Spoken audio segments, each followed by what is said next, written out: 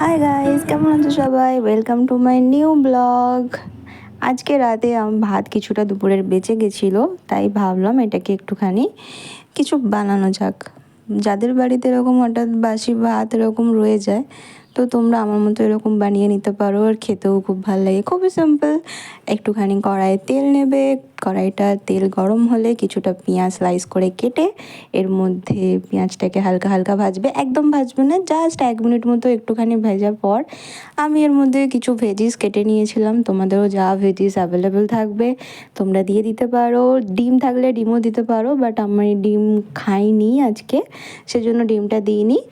ডিমের ভুজিয়াও করে এর মধ্যে দিতে পারো। আমি আলু, গাজর, বিনস এগুলো অ্যাভেলেবেল ছিল, তো এগুলো দিয়ে ভাতটাকে ভাতের মধ্যে ভাজবো। এগুলো দিয়ে আমি ফার্স্টে ভালো করে ভেজে নিলাম।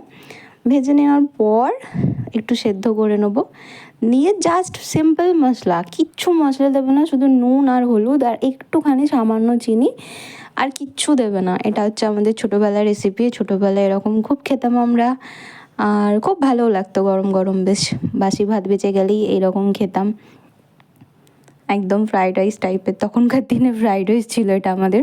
যাই হোক, এইভাবে ভেজে নেওয়ার পর ভাতটাকে ভালো করে, যেটা তোমার বেঁচে যাবে সেই ভাতটাকে ভালো করে ভেঙে নেবে, ভেঙে নিয়ে ভালো করে মিক্সড করে নেবে। দেখো আমার অনেকটা ভাত বেঁচে গেছিলো আজকে, আসলে খাওয়াই হয়নি দুপুরের ভাত। দুপুরে পুরো পুরো ভাতটাই রয়ে গেছিলো।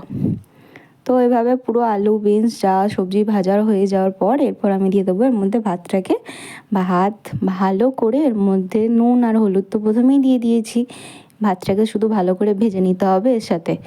মিনিমাম 4-5 মিনিট ভাজবে, তাহলেই হবে।